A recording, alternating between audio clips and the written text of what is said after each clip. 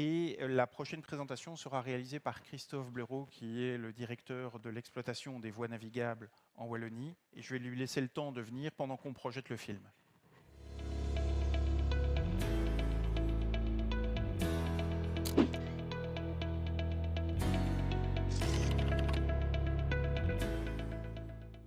Bienvenue au centre PEREX, qui est le centre nerveux de gestion des infrastructures wallonnes, qu'elles soient routières, navigables ou même de télécommunications. Et c'est ici aussi, et c'est une première européenne, qu'on a rassemblé la gestion des voies navigables et des routes. Et donc au niveau des voies navigables, il faut savoir qu'on a 750 km de voies hydrauliques en région wallonne, dont 450 qui sont naviguées par des bateaux qui transportent des marchandises et des personnes, principalement des marchandises. Et donc c'est au départ du centre PEREX qu'on progressivement on va télécommander l'ensemble des écluses wallonnes au départ de ce centre pour assurer une plus grande qualité du service offert aux bateliers. Alors, une écluse téléconduite, c'est une écluse dans laquelle il n'y a plus personne qui est présent physiquement sur place. Donc nous commandons les différentes opérations à partir du centre PEREX à distance au travers d'un système de centralisation et d'acquisition des données. Donc c'est une interface que les éclusiers ont devant eux avec un certain nombre de caméras qui permettent de visualiser le site dans toutes ses coutures. Et alors on mène les différentes opérations, c'est-à-dire l'allumage des feux, l'ouverture des portes, la vidange du sas et ainsi de suite, de façon à faire passer les bateaux comme si on était sur place, sauf qu'on le fait à distance, à plus de 10 km de l'écluse. Donc ici, nous nous trouvons dans l'écluse de Salzine, qui est la première écluse téléconduite à l'échelle du territoire wallon. Cette écluse va en amener d'autres, puisqu'à terme, nous aurons 30 écluses et un pont mobile qui seront téléconduits à partir du centre PEREX. Centre PEREX où nous aurons également une permanence des voies hydrauliques, une permanence qui fonctionnera 24 heures sur 24, 7 jours sur 7, avec l'idée, comme c'est le cas actuellement côté routier, d'avoir un centre qui permet de prendre les appels, de gérer les interventions de façon centralisée, efficace et rapide.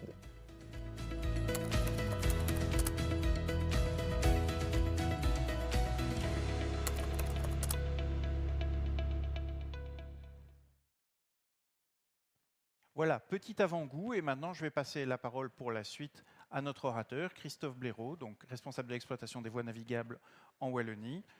Christophe, c'est à toi. Bonjour à tous et à toutes. C'est un plaisir de venir vous parler du projet de téléconduite. Je suis un peu embêté que la vidéo ait déjà dévoilé une petite partie des explications que je vais vous donner aujourd'hui. Mais voilà, je pense qu'il y aura quand même des choses à dire.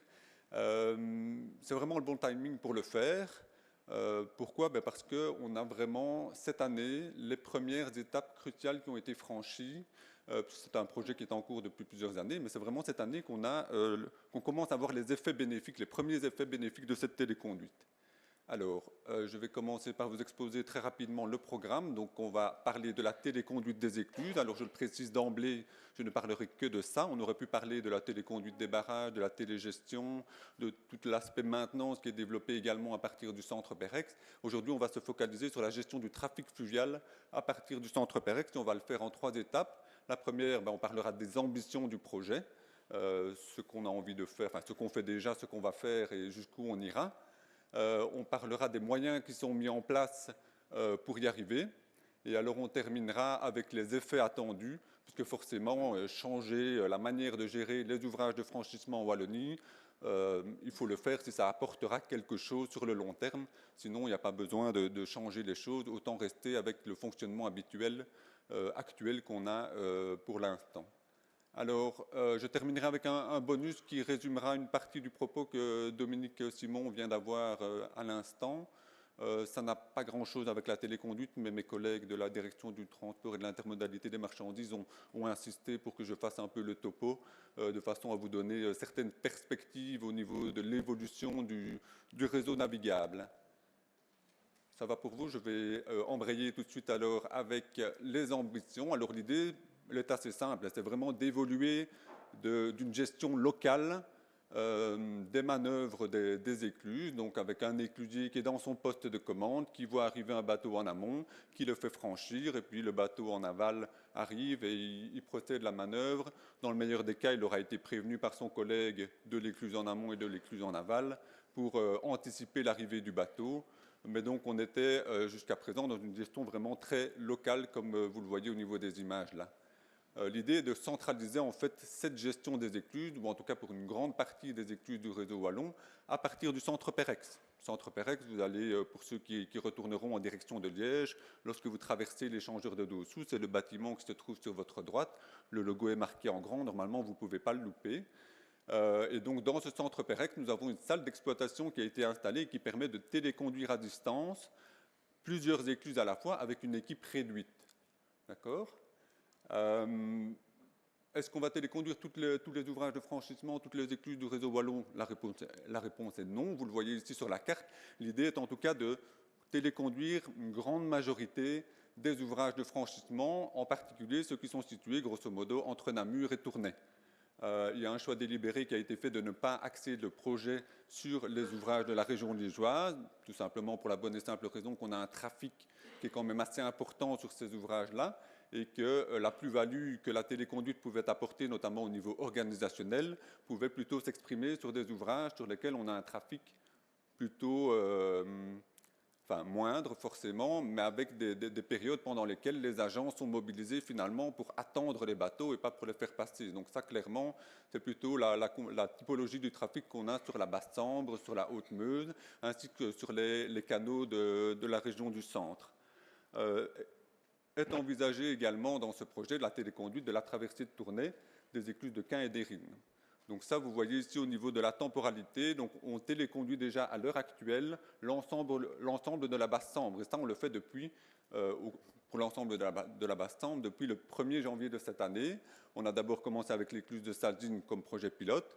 Ce projet a évolué graduellement donc, sur la Sambre namuroise pour se terminer ici au 1er janvier, au niveau du déploiement en tout cas, au 1er janvier avec les 4 écluses de la région de Charleroi qui ont été prises en main d'un coup avec des modalités organisationnelles qui ont été également déployées à ce moment-là. La suite du programme, c'est la Haute-Meuse. Donc ça, normalement, d'ici 1 an ou 2, on devrait téléconduire ces écluses. Donc pour l'instant, les travaux vont démarrer pour installer les différents équipements nécessaires pour téléconduire ces écluses.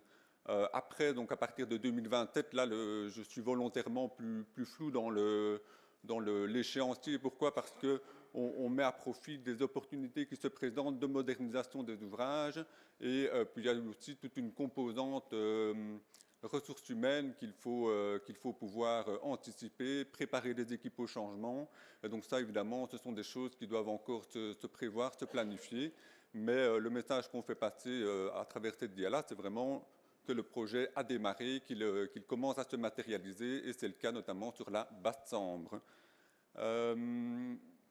Ça, je voulais quand même insister sur la dynamique transfrontalière. La Wallonie n'est pas nécessairement la région la plus innovante qu'on a peut-être au niveau du nord de l'Europe, mais on peut quand même se targuer d'avoir rejoint le mouvement assez rapidement. Donc on a eu d'abord les Pays-Bas qui ont commencé avec un projet de téléconduite du côté de Maasbracht notamment, et ils ont d'autres centres de téléconduite répartis sur leur réseau à Tilburg et Topshuis. Ça leur permet de téléconduire 34 ouvrages de franchissement.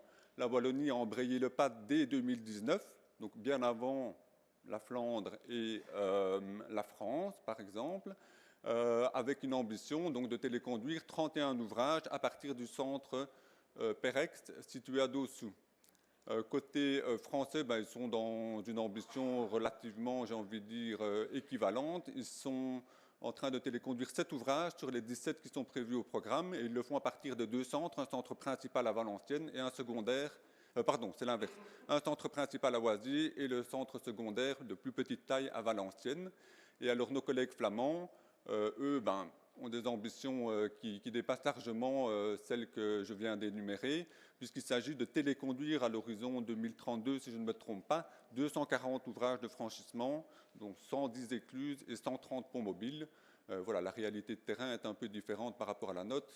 Un plat pays, forcément, il est davantage nécessaire de faire bouger les ponts pour pouvoir faire passer les bateaux. Et donc là, l'idée de la Flandre, c'est de téléconduire donc, ces 240 ouvrages à partir de 3 centres, Hasselt, Evergem et Willebroek. Si je ne me trompe pas, ils sont en phase de tests pilotes, donc ils ont déjà mené plusieurs expériences pilotes. Je pense qu'à Hasselt, les choses se concrétisent déjà.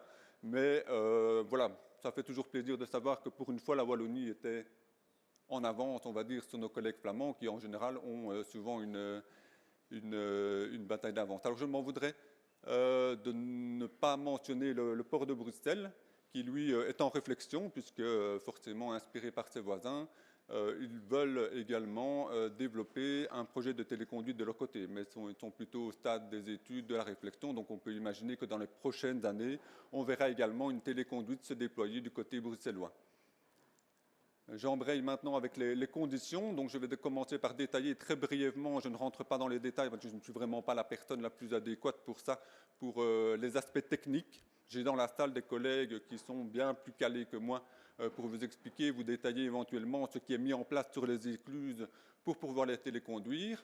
Sachez qu'il nous faut des caméras bien plus nombreuses que celles qui étaient déjà présentes sur les écluses habituellement gérées localement.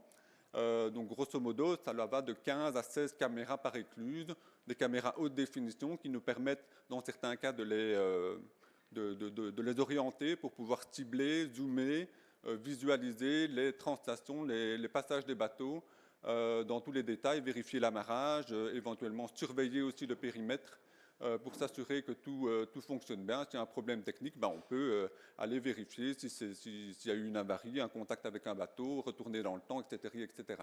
Donc ça, c'est essentiel pour la téléconduite. Un deuxième point, c'est forcément des moyens de communication qu'il faut mettre en place sur les sites, puisque les sites sont désertés des éclusiers qui étaient habituellement présents. Donc, on a été installé des systèmes de communication, interphonie, parlophonie.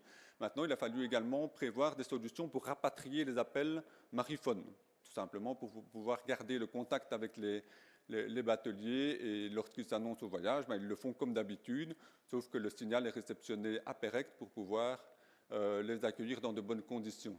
Alors, au centre Pérex, forcément, pour pouvoir téléconduire, il nous faut des pupitres qui soient suffisamment bien équipés. Donc, ce sont des pupitres avec des écrans, vous en avez 10 sur chacun des pupitres. Dans la salle d'exploitation, nous avons 12 pupitres déjà aménagés. Donc, ça veut dire qu'on pourra prendre la main en simultané sur 24 ouvrages. Ça permettra de vraiment bien gérer les choses. Ces pupitres sont également équipés de tous les moyens de communication nécessaires. Donc, on sait, je l'ai dit tout à l'heure, rapatrier les signaux VHF pour avoir les contacts avec les usagers de la voie d'eau. On a également la possibilité d'entrer en contact avec les agents de terrain qui se présentent aux portes du poste de commande, par exemple, ou avec les piétons qui adopteraient peut-être une attitude dangereuse. Donc, ça nous permet de faire notre travail dans des conditions presque similaires à celles d'un éclusier qui était présent sur le terrain. D'accord ? On a également des boutons d'arrêt d'urgence. Ça, c'est en général la première question que les gens nous posent quand ils viennent visiter la salle d'exploitation. C'est quoi le petit bouton rouge là qui clignote? C'est une nécessité également pour pouvoir interrompre les manœuvres à distance sans devoir appeler une équipe nécessairement pour aller arrêter la manœuvre qui pourrait mettre en danger un usager, qu'il soit piéton, usager de la voie d'eau ou autre. Un aspect important également qui a fait l'objet d'un gros développement en interne chez nous, c'est la mise au point d'un SCADA. Donc, c'est un système de centralisation qui nous permet de contrôler et de réaliser les différentes manœuvres à distance. Donc, ça va de la commande des feux rouges à la commande des vannes, ventelles et portes, etc., etc. C'est un outil également qui nous permet de détecter les pannes et d'avoir une lecture des incidents qui se produisent sur les différents équipements. Je ne vais pas rentrer dans ces détails-là, ça c'est plutôt le volet maintenant du projet Pérex 4.0 qui aborde ce sujet-là. On aura peut-être l'occasion d'en parler un jour lors d'une prochaine édition, à voir si c'est un sujet qui peut vous intéresser, puisqu'il n'est pas tout à fait en lien direct, en tout cas avec le transport de marchandises. Troisième élément, entre les deux, forcément, il faut un réseau informatique robuste. Et donc là, on a la chance d'avoir un réseau de fibre optique qui est développé par la Sofico en collaboration avec le SPW Mobilité Infrastructure. On a également nos collègues de télécommunications qui ont un réseau MAN, comme on l'appelle. Donc ça, c'est le fameux réseau industriel qui est déployé à l'échelle du réseau navigable, mais également routier, et qui permet de connecter l'ensemble des équipements qui sont présents sur les réseaux gérés par les réseaux même gérés par le SPW Mobilité et Infrastructure. Donc là, petite Petite indication par rapport à la robustesse, on vient de subir une cyberattaque au niveau du service public de Wallonie. Eh bien, nous avons pu continuer à téléconduire les écluses de manière presque normale. On a eu quelques impacts au niveau des petites applications que nous utilisons pour enregistrer les voyages des bateaux et autres, mais globalement, cette cyberattaque n'a pas eu d'incidence sur la continuité du service proposé au travers de cette téléconduite. Et ça, c'est plutôt rassurant.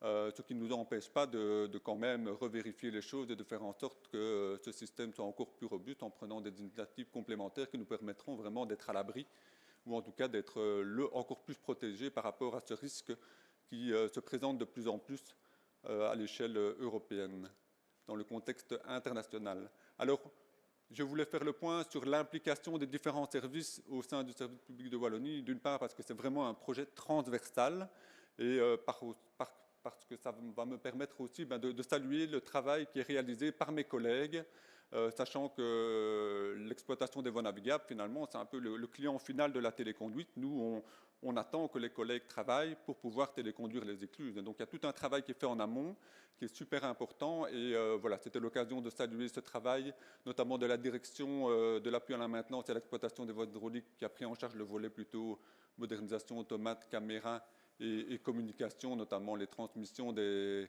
signaux VHF qu'on réceptionne au niveau des mariphones qui sont installés sur les ouvrages. Les collègues des études d'ouvrages d'art hydraulique qui se sont concentrés sur la partie aménagement de la salle Aperex et développement du SCADA que j'ai évoqué tout à l'heure. Les télécommunications qui ont fait le lien entre les deux avec le réseau de fibre optique et le réseau industriel, et alors les directions territoriales, voies hydrauliques mais également routières, qui contribuent pleinement à ce projet à différents niveaux. Mais celui que je retiens, c'est vraiment la collaboration au niveau des ressources humaines. Il faut savoir que ce projet, et je vais y venir tout à l'heure, a démarré avec des ressources quasi fixées à zéro. Donc il a fallu faire appel à l'expérience de terrain pour pouvoir développer cette téléconduite. Et alors, les directions exploitation des voies navigables et gestion hydraulique sont plutôt donc, les deux directions qui sont situées côté opérationnel. D'une part, pour la gestion des écluses qui est prise en main donc, par l'exploitation des voies navigables. Et puis, forcément, vous avez des barrages qui vont être également téléconduits, qui sont déjà téléconduits par une équipe de la gestion hydraulique. D'accord? Donc voilà, je voulais vraiment profiter de l'occasion pour les saluer, ainsi que leurs responsables départementaux. Alors, au niveau des ressources humaines, là je viens de l'évoquer, on compte sur les éclusiers en fait. Nous avons grosso modo une 150aine d'éclusiers qui sont nécessaires pour téléconduire les 30 ouvrages et le pont mobile que j'ai évoqué tout à l'heure. Et donc, 150 éclusiers, l'idée c'est d'en récupérer une partie pour aller faire de la téléconduite au centre Perex. Et alors le solde restant, si je puis dire, donc les 115 plus ou moins agents qui vont rester sur le terrain, on va pouvoir alors les remettre à contribution au travers d'une redistribution de leurs missions et donc d'aller renforcer les équipes de terrain pour pouvoir renforcer d'une part la maintenance et l'entretien qui est indispensable pour la disponibilité de nos ouvrages et augmenter, améliorer tant qu'on peut faire nos ouvrages hydrauliques en retardant les pannes. Et alors, on a également besoin d'équipes d'intervention mobile pour intervenir lorsqu'il y a une panne qui se présente, un bois qui bloque une porte, etc. etc. Puisqu'on n'a plus d'agents qui sont présents en local, il faut qu'on puisse avoir des agents qui sont capables d'aller sur site rapidement dans un délai raisonnable pour intervenir, débloquer le problème et nous permettre de reprendre les manœuvres. Dans un autre registre, ces équipes interviennent également, par exemple, lorsqu'il y a une intervention plongeur ou autre, lors des programmations, des programmes de maintenance et autres, puisque régulièrement, on est amené à vérifier le fonctionnement de nos ouvrages. Donc ça, c'est l'idée de départ. Forcément, dans la réalité, les choses se sont passées un peu autrement. Je veux quand même insister sur le fait que l'idée, vraiment au départ, c'était de faire en sorte qu'il y ait une opération budgétaire nulle. Donc on n'a pas été demandé au gouvernement wallon des moyens supplémentaires pour pouvoir engager des profils spécialisés dans la gestion du trafic fluvial. On compte vraiment sur cette capitalisation de l'expérience de terrain. On est convaincu que parmi les éclusiers qui sont présents sur nos ouvrages, il y en a une bonne partie qui est tout à fait capable d'évoluer vers un métier d'assistant à la gestion du trafic fluvial et qui sont tout à fait capables de téléconduire des écluses et plusieurs écluses à la fois. D'accord. Le deuxième aspect, c'est qu'il y a quand même un gros aspect qui, pas un aspect, mais un paramètre avec lequel il a fallu tenir compte, c'est vraiment le fait qu'on était face à un changement organisationnel quand même assez profond. Quand vous dites à quelqu'un, voilà, toi tu travailles de 6h à 19h30 avec ton équipe, là, demain tu vas au centre Perex et ce sera de 6h à 22h, ça impacte la vie de famille, ça impacte le contenu du travail, ça introduit un changement de cadre de travail. C'est la même chose pour les agents de terrain. Ils étaient éclusiers, ils faisaient de temps en temps de la maintenance, de l'entretien de leur site, ils géraient le trafic. Demain, ils ne font plus que de l'entretien, de la maintenance, et ils ne sont plus nécessairement sur l'écluse pour laquelle ils étaient finalement au niveau domicile-travail. Ils se situaient juste à côté dans la maison éclusière. Donc, ça induit des trajets domicile-travail plus grands, des changements de contexte. Dorénavant, ils ne sont plus amenés à travailler sur l'écluse qui était située juste à côté de la maison éclusière, mais ils doivent se rendre au district ou à la régie qui se trouve à une dizaine de kilomètres plus loin. Donc voilà, ça c'est un paramètre qui est quand même important, qui a nécessité beaucoup d'énergie pour faire avancer les choses. Et voilà, moi c'est l'occasion aussi de saluer le travail des chefs de district et des collègues de terrain qui ont vraiment dû faire face à des résistances au changement. Et finalement, ça se passe globalement bien. Même si on reste dans une dynamique de changement, les choses ne sont pas encore terminées. Il y aura des modalités qui vont être adaptées et forcément, les choses vont évoluer. Donc, je disais tout à l'heure que voilà, la situation actuelle n'est pas tout à fait celle qu'on avait imaginée au départ, puisqu'on a dû faire appel à davantage d'agents au-delà des directions territoriales voies hydrauliques. Donc, nous avons 12 agents qui sont mobilisés actuellement au centre Perex, sur un objectif de 35 à l'horizon 2035. Donc, quand on aura vraiment l'ensemble des ouvrages qui sont prévus au programme. Parmi cette équipe, donc, il y a 7 éclusiers expérimentés et 5 agents qui nous viennent des directions routières. Et alors là, une fois de plus, la transversalité s'exprime, puisque sur les 12 agents, ceux-ci viennent de 8 directions différentes. Donc, ils sont détachés au centre Perex, ils ne sont pas encore intégrés dans la direction de l'exploitation des voies navigables. Je vous épargne les détails au niveau des complications que cela peut entraîner en termes de gestion des prestations et autres. Mais une fois de plus, c'est grâce aux directions territoriales que nous pouvons mettre en place ce projet-là. Et donc, ils ont pris sur eux-mêmes, en déforçant quelque part les équipes de terrain, les équipes de certaines écluses, pour pouvoir mettre des agents à disposition du projet de téléconduite. Par rapport au terrain, donc ça c'est important de le savoir, depuis le 1er avril sur la Basse-Sambre, il n'y a plus d'agents présents aux écluses de manière permanente. Donc dans la montée en puissance du projet, on avait maintenu une présence pour au cas où pouvoir intervenir rapidement. Depuis le 1er avril, tant dans le district de Sambreville que le district de Charleroi, les équipes de terrain sont maintenant mobilisées d'une autre manière. Et donc, malgré tout, cela reste nécessaire de pouvoir mobiliser ces équipes, notamment pour avoir une intervention en cas de panne. Et surtout, il est important, et ça c'est quelque chose qui est devenu de plus en plus évident au fur et à mesure du projet, c'est cette nécessité de maintenir l'expérience, la capacité à gérer les ouvrages en mode local. Pourquoi? Parce que le centre Perex ne sera pas toujours opérationnel à 100%, on est toujours soumis à un risque de panne informatique, une alerte incendie, on doit évacuer le bâtiment. À ce moment-là, il faut avoir des équipes de terrain qui sont capables de retourner rapidement sur les écluses pour reprendre la main et assurer la continuité du service en matière de gestion du trafic fluvial, avec un mode dégradé forcément, mais le temps de résoudre le problème qui se pose à Perex.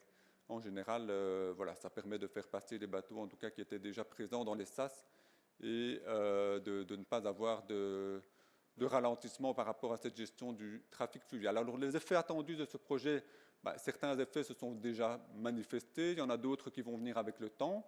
Le tout premier, c'est l'objectif d'améliorer le service à l'usager, forcément.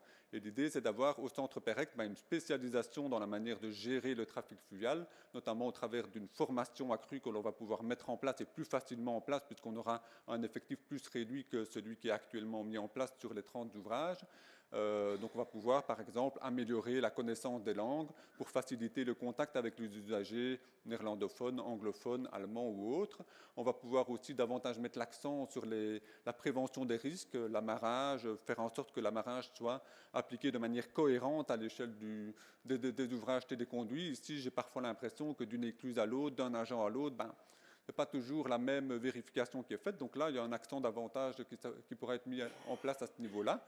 L'idée, c'est aussi d'évoluer vers une gestion de corridors. Donc ça, c'est un peu l'approche un peu à la mode. Je sais que les collègues flamands commencent déjà à réfléchir aux modifications réglementaires qui devront être mises en place pour quitter ce principe du first in, first out, mais aller vers quelque chose de beaucoup plus coordonné à l'échelle d'un corridor. Donc vraiment où on organise le sassement des bateaux qui se présentent à différents moments en fonction des temps d'arrivée estimés et compagnie. Et donc là, on pourra avoir vraiment cette évolution-là mise en place au centre BREC beaucoup plus facilement que si on l'avait fait à l'échelle de 30 écluses et un pont mobile. Deuxième effet attendu, c'est l'amélioration de la disponibilité des sites. Donc ça, c'est un peu un effet collatéral dans le sens où ce n'est pas la téléconduite qui va améliorer la disponibilité, mais c'est la réorganisation qui a été induite par la téléconduite, le fait de libérer des agents, davantage d'agents pour faire la maintenance préventive et l'entretien des sites.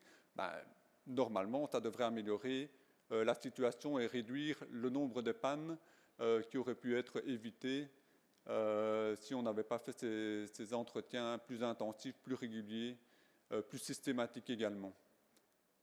Troisième chose, c'est au niveau organisationnel. À Perex, on va pouvoir organiser les choses de manière beaucoup plus souple.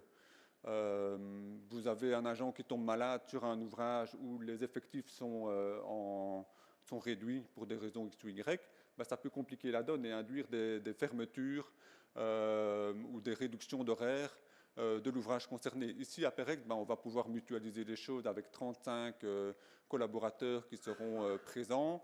Une maladie, un problème d'ordre familial pourra être beaucoup plus facilement compensé puisqu'on aura l'avantage d'avoir un volume plus grand dans lequel nous pourrons trouver des solutions. Alors, ça permettra aussi d'occuper la salle en fonction des prévisions de trafic. Habituellement, le dimanche, il n'y a pas grand-chose. On ne va pas mettre les 6 agents que l'on met chaque jour en semaine actuellement. On va plutôt en mettre 1, 2, ça suffira amplement pour répondre aux besoins des plaisanciers qui naviguent sur la basse-Sambre. Ça permettra plus de souplesse aussi, par exemple, face à des situations où, je ne sais pas moi, un bateau doit absolument rejoindre un endroit pour décharger une cargaison, produits pétroliers par exemple, ou autre, qui est urgente, et il faut absolument pouvoir rejoindre la zone de déchargement, mais malheureusement, il y a une écluse qui a été fermée, donc le bateau a été coincé, il y a une longue file d'attente. Là, on pourra imaginer alors avoir un assouplissement des horaires de navigation pour permettre à ce bateau de rejoindre cette destination en fonction évidemment des urgences et des besoins. Je ne dis pas qu'on va le faire systématiquement, mais en tout cas, ceci permettra de l'envisager beaucoup plus facilement qu'au stade actuel où il faut à chaque fois concerter la proposition, vérifier que c'est possible et en parler. Donc ça prend beaucoup de temps et donc là, on pourrait être beaucoup plus réactif dans ce genre de situation. Et alors, le troisième aspect, c'est vraiment le levier qui est mis à profit pour faire une extension des horaires de navigation. Je sais qu'on en parle depuis longtemps, mais là, avec la téléconduite, on peut concrétiser les choses et on a commencé à le faire, parce que là, vous avez la situation des horaires de navigation, donc des horaires de manœuvre, pour le dire plus précisément, telle qu'elle était il y a, je dirais, 3-4 ans, avec globalement un 6-19-30 sur la partie centrale du réseau, H24 du côté de Liège, un 6-22 à Grand Malade en Densey et du côté de Tournai.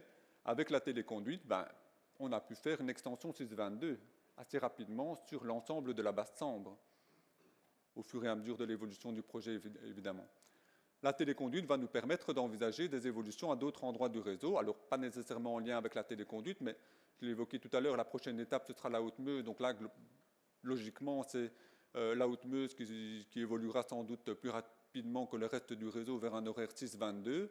Mais on pourrait tout à fait imaginer que sur la partie centrale du réseau, dans la région de Mende, donc le canal Nimy-Blaton-Péronne, le canal du centre à grand gabarit et canal Charleroi-Bruxelles, on fasse également cette extension 6-22. Pourquoi ? Parce que certains ouvrages vont être téléconduits, donc ça permettra de réorganiser les équipes de terrain des directions concernées pour éventuellement renforcer les équipes de Ytre, les équipes de Aubourg et j'en passe. En sachant que Strépitieux et Ronquière sont déjà dans un mode organisationnel 6-22 ou assez proche, puisque Strépitieux, si je ne me trompe pas, c'est 6-21. D'accord ? L'objectif final, vous le voyez apparaître là, c'est vraiment de compléter donc, le reste du réseau au niveau de la partie centrale, faire un 622 complet de Namur à Péronne, de faire une extension H24 sur l'écluse d'Andentey de façon à pouvoir augmenter réduire en tout cas les fils qui pourraient se former au niveau de cette écluse. Et alors sur le Haut-Escaut, donc la traversée de Tournai, l'écluse de Quin, l'écluse d'Érine, également un H24. Donc ça, je pense que c'est important de le souligner. Cette évolution horaire ne sera pas, je le rappelle, 100% liée à la téléconduite en tant que telle, mais cette téléconduite nous permet en tout cas d'envisager des aménagements organisationnels qui permettront d'y arriver. D'accord. Alors je termine avec le bonus qui n'a rien à voir avec la téléconduite. Donc ça, c'est simplement faire un résumé de ce que Dominique Simon a évoqué pour certains chantiers. Donc comment les gabarits vont évoluer sur notre réseau. Donc là, très rapidement, je suis désolé, on vous bassine avec des cartes aujourd'hui. J'en avais déjà pas mal dans la présentation de Dominique, et là, j'en ai beaucoup, mais ce n'est pas toujours évident de vous présenter de façon synthétisée les informations. Donc, très globalement, au niveau des gabarits, côté liégeois, on a 197 mètres. Donc, c'est bien la taille des bateaux admise aux ouvrages qui est prise en compte ici. Je ne parle pas du gabarit ou des dimensions utiles des ouvrages. Donc, on peut naviguer avec des convois de 197 mètres du côté liégeois. Dans les environs de Namur et du côté de Tournai, on est plutôt en classe 5, classe 5A, 5B. Ça dépend un peu. Donc, voilà, une bonne centaine de mètres. Et dans la partie du centre, donc là, on redescend à 85 mètres.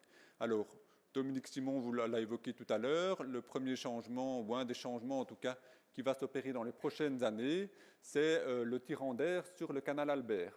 Donc, on va rehausser les ponts à 9,10 mètres de hauteur libre. Donc, ça veut dire que le tirant d'air admis pour les bateaux pourra être relevé à 8,80 mètres au lieu de 7,20 mètres comme c'est le cas maintenant. Ça, c'est une première chose. Deuxième élément, c'est le tirant d'eau du côté de Namur-Andenne. Donc, pour le moment, on peut naviguer à 3,40 mètres sur la Meuse liégeoise jusqu'à plus ou moins 8, si je ne me trompe pas, donc en aval de 8. Et donc là, l'idée, c'est de pouvoir faire du 3,40 mètres jusqu'à Namur.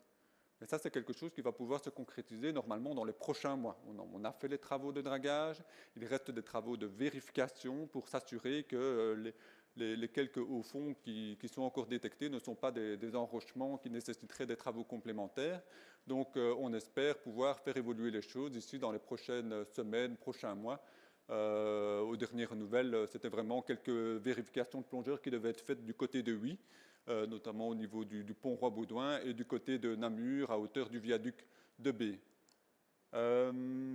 Autre changement qui lui est déjà matérialisé, c'est pour ça qu'il est en vert à l'écran, donc c'est l'augmentation de la longueur admise sur le canal Pomerol-Condé. Donc on avait d'abord autorisé 85 mètres de long, sachant que les écluses pouvaient admettre davantage, mais ça ne nous semblait pas pertinent puisqu'on était dans une phase probatoire, puisque ce canal a été remis en service dans le courant de l'année dernière, si je ne me trompe pas, oui c'est ça, au mois de septembre, dans ces eaux-là. Donc maintenant, les bateaux admis peuvent faire 144 mètres de long. Et alors, dans le même mouvement, donc ça c'est en vigueur depuis le début de ce mois-ci, si je ne me trompe pas, la longueur admise sur le canal Nibelbach-Tomperonne, donc la partie comprise entre la jonction avec le canal Pomerol-Condé et le canal du centre à grand gabarit, a été augmentée à 86 mètres, même chose pour le canal du centre à grand gabarit. Donc on peut dorénavant naviguer de Anzy à Senef avec des bateaux de 86 mètres, pardon, je me corrige, je crois que j'ai dit 85. Donc, bref, donc maintenant c'est 1 mètre de différence, ok, c'est pas énorme, mais ça fait quand même un gros changement quand on regarde le trafic, par exemple, qui est observé à l'écluse de Saldine, là on est sur la Sambre, la majorité, c'est quand même des bateaux de 86 mètres par rapport aux 85 mètres. On a beaucoup plus de bateaux de 86 mètres qui naviguent sur notre réseau que des bateaux de 85. Et alors, sachez déjà que sur cet axe, donc compris entre Pomerol et Senef, il va y avoir d'autres évolutions qui vont être mises en place, notamment grâce aux travaux d'élargissement et de rectification des courbes qui est menée actuellement donc à hauteur de Saint-Guilain. La construction de la nouvelle écluse d'Aubourg également va permettre d'augmenter le gabarit. Donc, ce qui est prévu ici, c'est une augmentation de la longueur admise à 95 mètres une fois que les travaux de rectification et d'élargissement sont terminés, donc à hauteur de Saint-Guilain. On pourra admettre des bateaux de 144 mètres quand l'écluse d'Aubourg sera terminée, ainsi que le bassin de virement qui sera construit, qui va être construit en amont de cet ouvrage. Et alors sur les restes du réseau, donc là ça concerne plutôt la partie du canal du centre à grand gabarit. Une fois que ces travaux seront terminés à Aubourg, on pourra admettre des dimensions une longueur de 110 mètres de long. Donc ça c'est quand même un changement significatif qui devrait pleinement profiter aux entreprises utilisatrices de la voie d'eau de la région du centre. Elles devront forcément faire demi-tour parce que le canal Charleroi-Bruxelles va rester encore un petit moment, sans doute à 85 mètres. Mais l'idée, c'est vraiment d'avoir cette classe 5A, voire 5B, qui se déploie en connexion avec le Haut-Escaut. Donc la classe 5A pourra être continue, donc il faudra passer par la France en venant de Tournai pour pouvoir se rendre jusqu'au bourg avec un bateau de 144 mètres. Mais ce sera tout à fait possible donc, dans les prochaines années, si on parle vraiment d'un horizon 2027-2028. Je n'ose pas trop donner de date parce que sinon on nous tombe dessus au tournant en disant vous aviez dit 2027 et ce n'est pas le cas. Mais voilà, grosso modo, je pense qu'on est bien parti pour y arriver. Voilà, je termine là, je pense, ma présentation. Je vous remercie pour votre attention. Si jamais...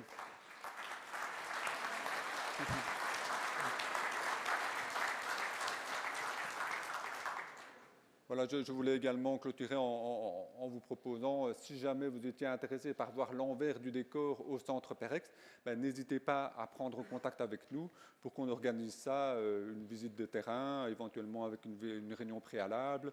Ça permet d'avoir des discussions aussi sur les évolutions à mettre en œuvre, que ce soit en lien avec la téléconduite, mais avec d'autres aspects liés à l'exploitation des voies navigables. Donc, franchement, on vous accueille volontiers. Voilà. Merci Christophe. Mais je pense qu'on va voir le résumé de l'intervention de Christophe en images également. Voilà, je ne vais pas vous le détailler, mais sachez que ces illustrations seront disponibles après l'événement au départ de notre site pour résumer l'ensemble de l'événement. Merci beaucoup pour cette nouvelle illustration.